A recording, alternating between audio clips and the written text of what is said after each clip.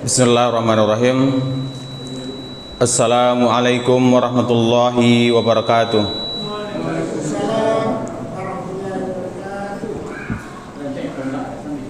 Alhamdulillah,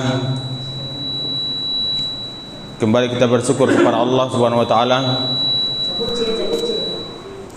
yang masih memberikan semangat, kesadaran dan kemauan kepada kita untuk senantiasa bersyukur dan beribadah kepada Allah Subhanahu wa taala.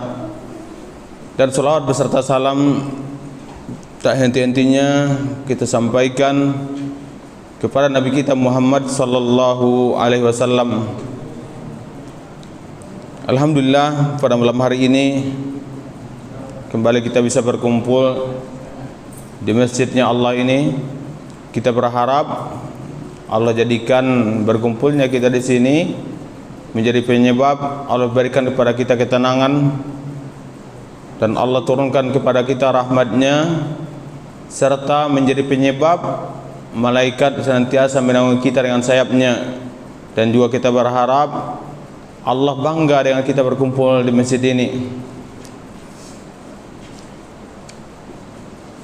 Pada pertemuan sebelumnya kita sudah masuk kepada bab yang berkaitan dengan bab husnul khuluqi idza faquhu, bab yang berkaitan dengan akhlak yang baik apabila seandainya mereka memahaminya. Dan yang terakhir kita sudah selesai membacakan hadis yang berkaitan dengan keutamaan apabila saat Allah memberikan kepada kita 4 sikap, 4 akhlaknya, yang mana hadis itu disampaikan dari Abdullah bin Amr qala arba'u khilalin idza u'titahunna fala yadurruka ma uzila anka minad dunyanya.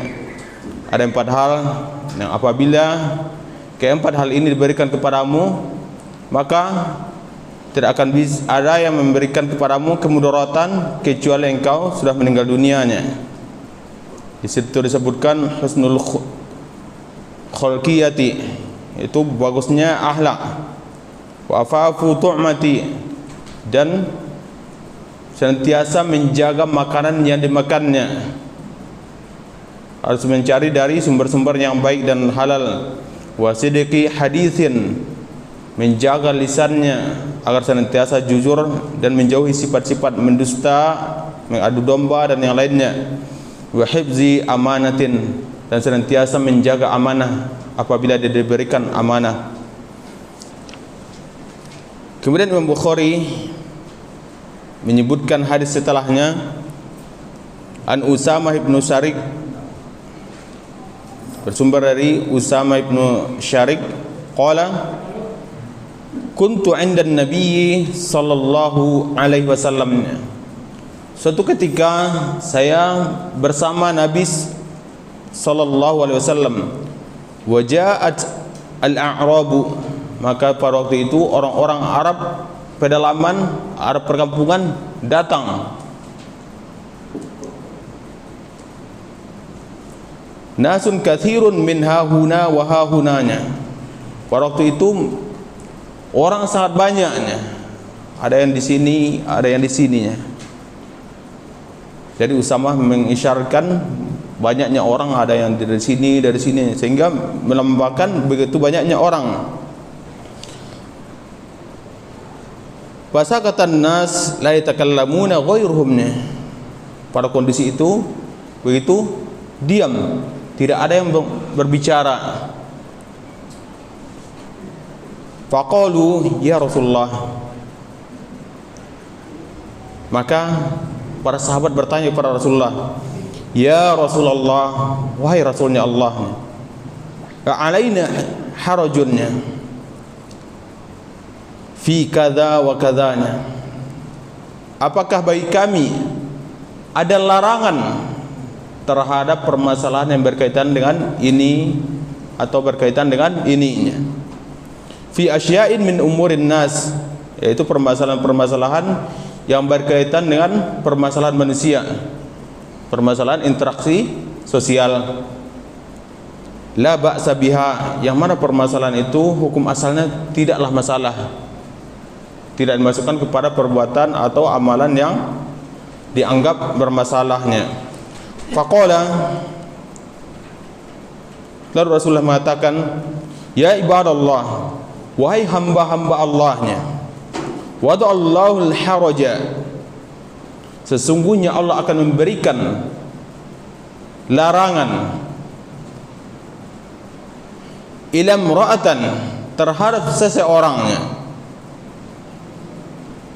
ila imra'atan niqtarada imra'atan zulmannya, itu Allah akan memberikan larangan kepada seseorang yang meminjamkan sesuatu kepada saudaranya, tapi dia menzolimi saudaranya saat dia meminjamkan sesuatu kepada orang itu. Contohnya kita pinjamkan orang itu uang, setelah uang itu dipakainya lalu kita sebut, ini uang saya udah pinjamnya begini. Akhirnya orang itu merasa terzolimi.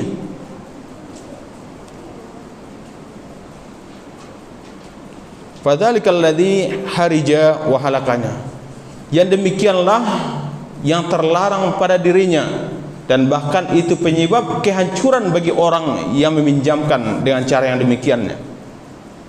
Jadi saat kita meminjamkan sesuatu kepada orang lain, kemudian kita sakiti orang yang kita memberikan pinjaman kepadanya, bisa jadi dengan ucapan kita atau dengan yang lainnya, maka itu tidak boleh, terlarang, yang menyebabkan masuk kepada perkara yang mengundang kepada dosa bagi kita dan menyebabkan itu kepada kehancuran atau kecelakaan.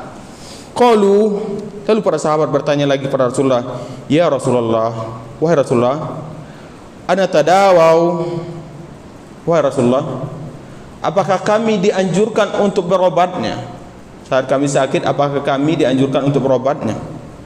Qalanya, lalu Rasulullah mengatakan, na'amnya, hendaklah kalian berobat.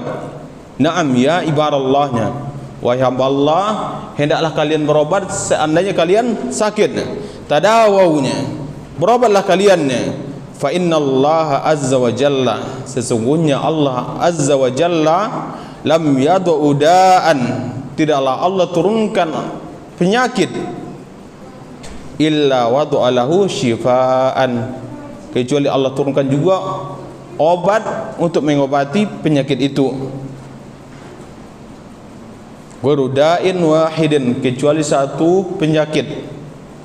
Qalu, lalu para sahabat bertanya lagi, wa ma hiya ya Rasulullah, penyakit apa yang tidak ada obatnya itu wahai Rasulullah? Qala al-haramu, Rasulullah mengatakan al-haramu. Qalu ya Rasulullah, para sahabat bertanya lagi, ya Rasulullahnya, wahai Rasulullahnya, wa ma huwa ya Rasulullahnya, apa itu al-haramunya?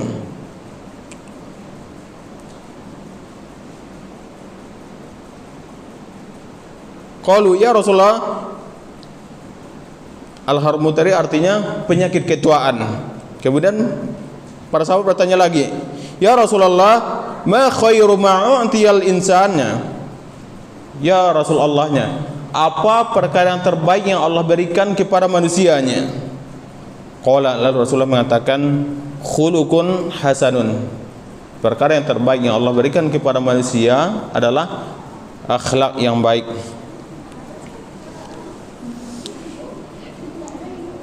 Dijelaskan dalam syarah hadis ini, kuntu 'inda Nabi sallallahu alaihi wasallam wa ja'at al-Arabi, yaitu Usamah ibnu Syarik mengatakan, saat saya bersama Rasulullah sallallahu alaihi wasallam, wa ja'at al-Arabi, maka waktu itu orang-orang Arab Badui datang, katsirun min huna wa hunakana, waktu itu manusia banyak, ada yang di sini, ada yang di sininya, dengan diberikannya isyarat. Fasakatan nas la yatakallamuna ghairuhum, waktu itu semua orang terdiam, tidak ada yang berbicara kecuali hanya Arab Badui ini. La'allahu warada an-nahyu fi dzaliknya, dijelaskan Syekh di sini, bisa jadi pada waktu itu sedang ada larangan dari Rasulullah sallallahu alaihi wasallam. Kama fi sahihil Muslim, sebagaimana dijelaskan dalam Sahih Muslim min hadisi Anas bin Malik, yang diriwayatkan dari Anas bin Malik, nuhina an nas'ala Rasulullah sallallahu alaihi wasallam an syai'in. Kami dilarang Rasulullah sallallahu alaihi wasallam bertanya kepadanya tentang sesuatu. Fakana yu'jibuna an yaji'ir rajulu min ahli al-badiyahnya. Maka pada waktu itu kami merasa takjub. Ada orang-orang Badui datang menemui Rasulullah dan langsung bertanya kepada Rasulullah. Fa yas'aluhu wa nahnu nasma'. Saat orang Badui ini bertanya, lalu kami dengarkannya. Dan kita ketahui bahwasanya penyebab orang-orang terdahulu rusak itu karena banyaknya mereka bertanya kepada nabi mereka. Itu makanya dalam Al-Quran Allah mengatakan, ya ayyuhalladzina amanu la tas'alu an asya'a idza tubda lakum tasu'kumnya. Wahai orang-orang yang berimannya, janganlah kalian banyak bertanya kepada nabi kalian ya. Apabila nanti seandainya kalian tanya itu menjadi Allah perintahkan kepada kalian, justru akan menyusahkan kalian. Maka dalam hadis Rasulullah mengatakan, fa inna ma ahlakal ladzina min qablakum kathratu su'a masailihim ala anbiya'ihim. Penyebab hancurnya umat-umat sebelum kalian wahai sahabatku, karena mereka terlalu banyak bertanya terhadap nabi mereka. Wa ikhtilafuhum ala anbiya'ihim. Dan di sisi lain juga mereka sangat banyak menyelisihi perintah nabi mereka.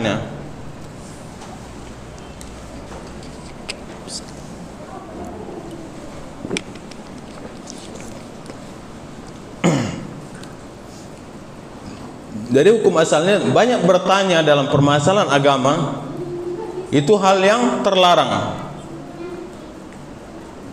Maka dalam hal ini sahabat mereka tidak mau bertanya, mereka diam aja. Saat orang Arab Badui datang, justru mereka takjub. Ini bukan Arab pertanyaannya. Memang kenyataannya orang Arab Badui itu bertanya kepada Rasulullah.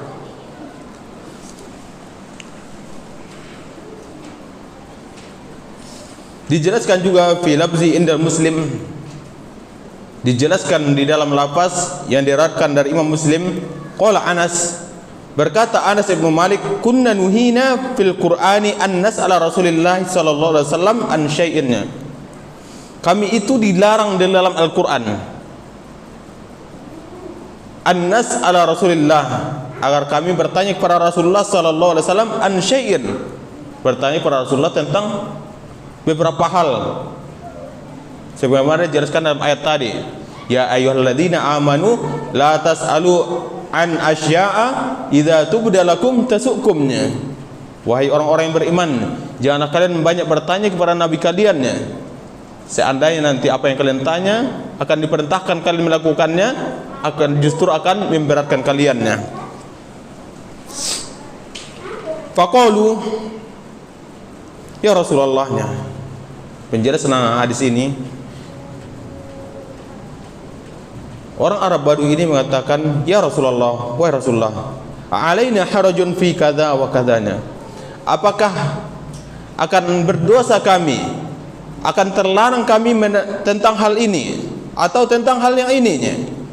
Fi asya'in min umurin nas, yaitu perkara-perkara yang berkaitan dengan permasalahan manusia. La ba'sa biha, yang hukum asalnya permasalahan itu hal permasalahan yang ringan atau permasalahan yang sepele.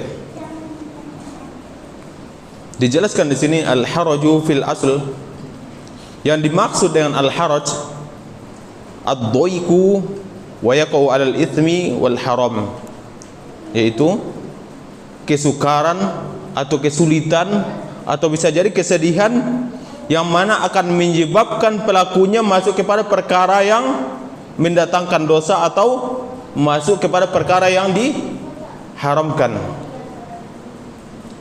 Jadi saat kita banyak bertanya, akhirnya kita tidak sanggup, bisa jadi kita meninggalkannya atau menyelisihinya, akhirnya kita merasa susah, memberatkan kita. Sehingga dengan hal itu Allah memerintahkan kita atau Nabi memerintahkan kita, kita tinggalkan atau kita ingkari, akhirnya kita masuk kepada perbuatan dosa atau masuk kepada perkara yang diharamkan.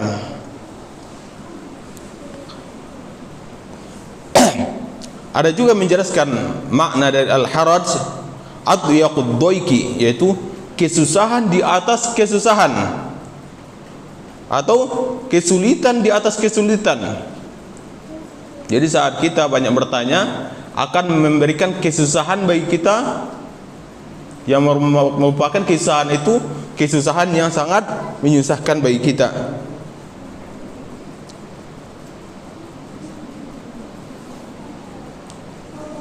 Maka Rasulullah mengatakan dalam hadis ini, faqala ya ibadallah, Rasulullah mengatakan, wahai hamba-hamba Allahnya, wada Allahul harajanya, Allah itu akan meletakkan larangan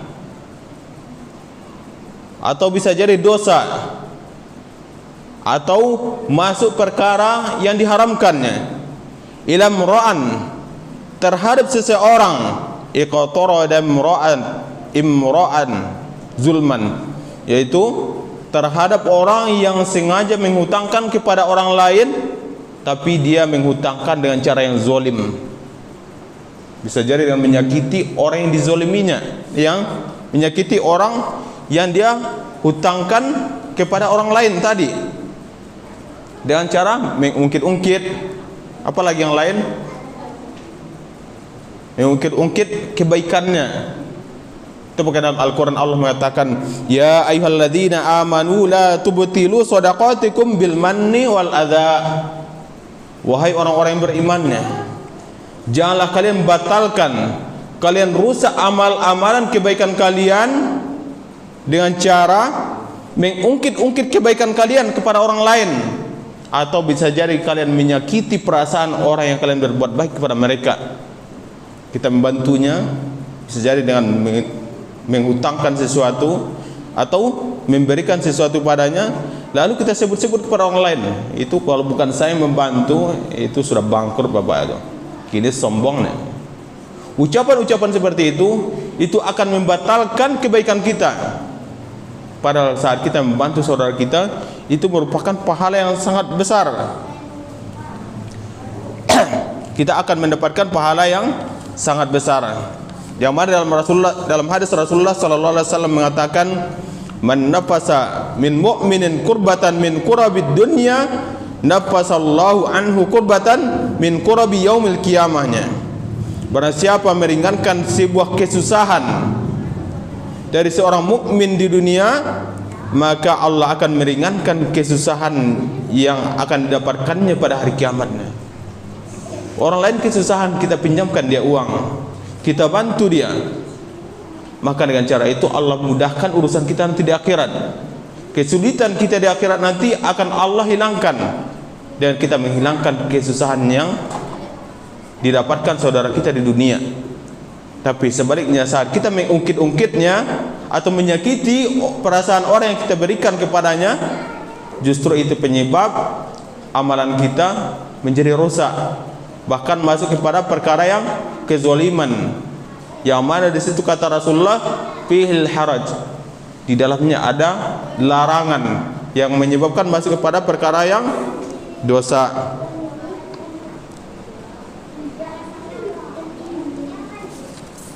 Dan kita ketahui nanti Pak, insyaallah habis kajian ini kita buka sesi pertanyaan. Kemudian kita ketahui Rasulullah mengatakan dalam hadisnya, innallaha fi aunil abdi ma zalal abdi fi auni akhihi. Kita ketahui meminjamkan sesuatu kepada saudara kita itu bagian dari menolong saudara kita.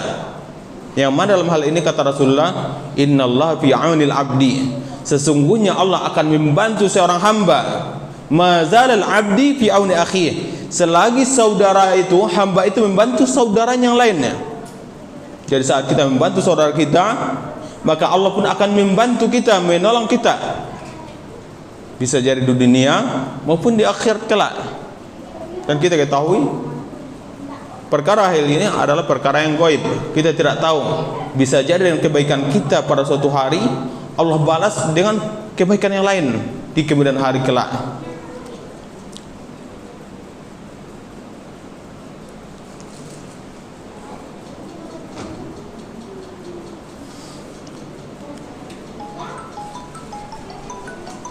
Qalu, lanjutan hadis itu, qalu ya Rasulullah, para sahabat tadi bertanya lagi kepada Rasulullah, ya Rasulullah, wahai Rasulullah, ana tadawau, wahai Rasulullah, apakah kami dianjurkan untuk berobatnya?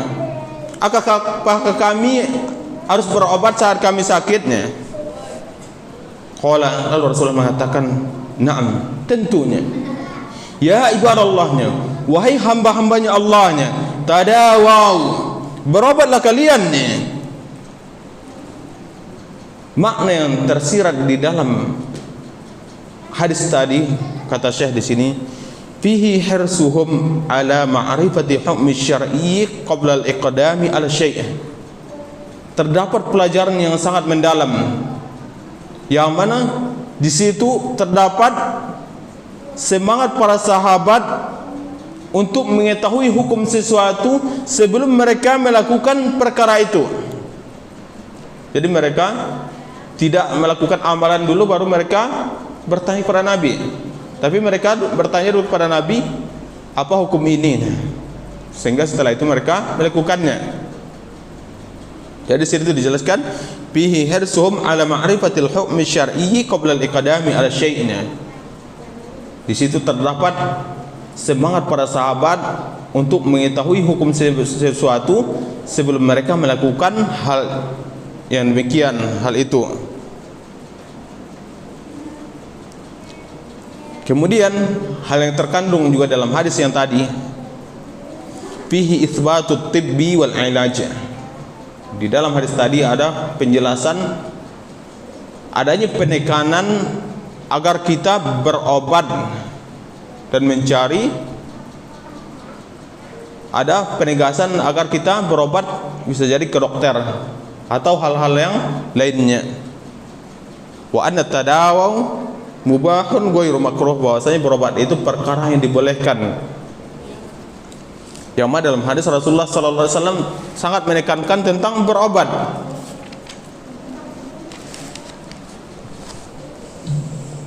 Rasulullah sallallahu alaihi wasallam menjelaskan tentang hal ini, likulli da'in da'un dawaunnya. Setiap penyakit itu ada obatnya, kata Rasulullah. Fa idza usiba dawa'ud da'nya, apabila tepat obat mengenai penyakit itunya.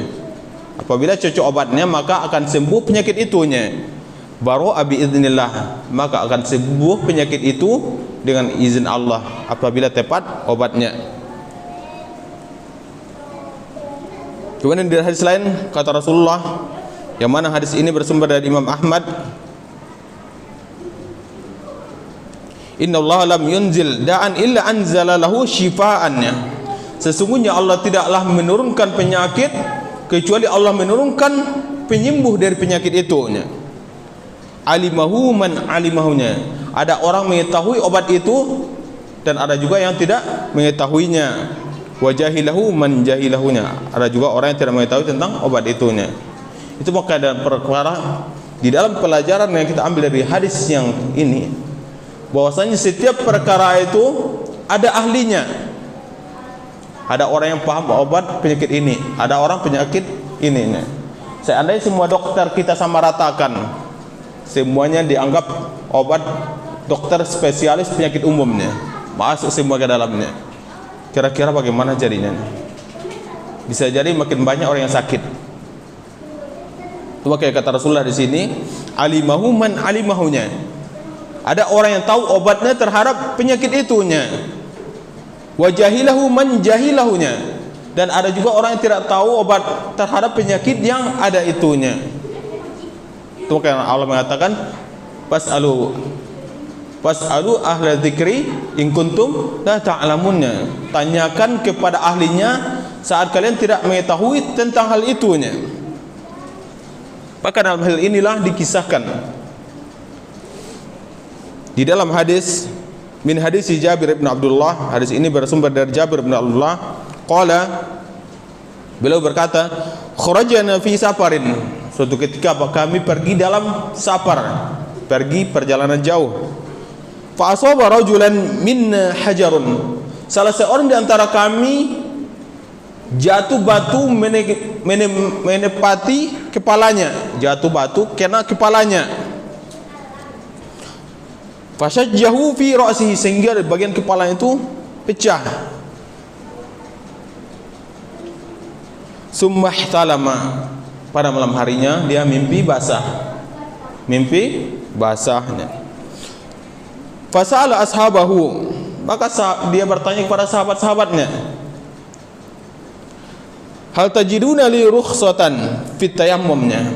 Wahai para sahabatku, apakah kalian tahu hukumnya? Kira-kira boleh enggak bagi saya bertayamum? Sedangkan perintah Nabi saat mimpi basah kita harus mandi wajibnya. Maka dia mengatakan, adakah keringanan bagi saya agar saya bertayamum dari apa yang saya alami pada malam ininya? Qauluna, maka para sahabat mengatakan, manajidu laka rukhsatannya, kami tidak mendapatkan bagimu kemudahannya, kamu harus mandi, itu intinya. Wa anta taqdiru alal ma'nya, sedangkan engkau sanggup memakai airnya. Yang sakit kan cuma kepalanya, bolong dikit. Nauzubillah, berlindung kita pada Allahnya. Kamu sanggup memakai air itu, kata sahabatnya. Fakta salah pematanya, sahabat ini mandi, dia siap mandi, mati, meninggal. Falamma qadimna ala Nabi sallallahu alaihi wasallam, saat kami sampai menemui Rasulullah sallallahu alaihi wasallam, ukhbirna bizalik, kami kabarkan tentang kasus ini, kisah ini kepada Nabi Muhammad sallallahu alaihi wasallam. Faqala, lalu Rasulullah mengatakan, qataluhu, sungguh kalian telah membunuh sahabat kalian. Qatalahumullah, semoga Allah juga membunuh mereka. Begitu marahnya Nabi terhadap sikap mereka itu. Ala sa'alu idh lam ya'lamunya, kenapa?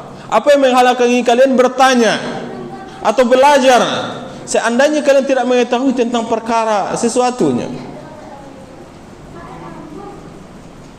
Apa yang menghalangi kalian untuk bertanya? Idh lam ya'lamu, seandainya kalian belum tahu tentang hukum hal itunya.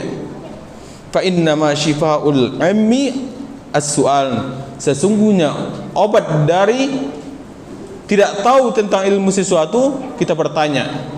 Kita bodoh terhadap sesuatu, kita belajarnya. Inna makana yakfihi ayyatayammama wa ya'siranya, sebenarnya cukup baginya sekedar bertayamum dan melap bagian yang luka yang ada pada dirinya, au ya'sibanya, atau membalut sakit yang ada sakit pada dirinya dan melap bagian atasnya, ala jirhihi khirqatannya, dengan menempelkan atau menutupkan kain terhadap luka yang ada pada orang yang sakit tadinya. Sebagaimana pada saat sekarang ini, saat ada luka maka kita akan diperban oleh dokternya, maka cukup kita lap perban itu. Adapun yang lainnya seandainya kita sanggup, kita mandi. Begitu juga cara bertayamum. Bertayamum itu kita hanya bertayamum pada bagian yang tidak bisa kita memakai air wudhu di sana. Apabila tangan kanan kita yang sakit, maka yang lainnya tetap berwudhu. Summa yamsaha 'alaiha, dijelaskan dalam hadis ini, kemudian dilap bagian yang kena perban tadi. Wa yaghsila sa'ira jasadihi, kemudian dia menyiram seluruh tubuhnya selain yang luka tadi. Itulah caranya mandi wajib apabila kita luka.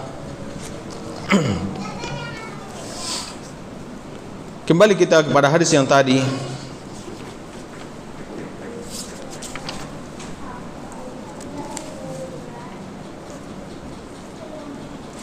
Bahwasanya dalam hadis tadi begitu banyak pelajaran yang kita dapatkan.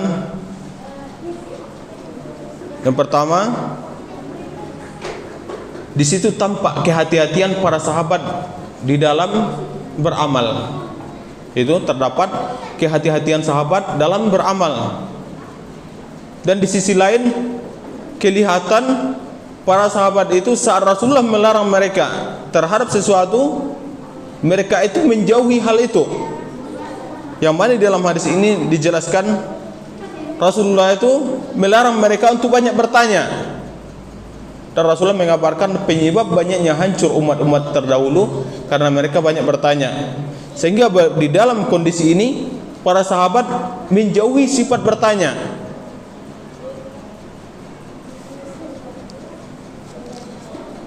Kemudian pelajaran juga yang kita dapatkan dari hadis ini adalah hendaklah kita bertanya apabila kita tidak mengetahui tentang hal itu, dan janganlah kita bermudah-mudah menjawab sesuatu, baik perkara dunia maupun perkara akhirat, saat kita tidak mengetahui permasalahan yang dihadapi.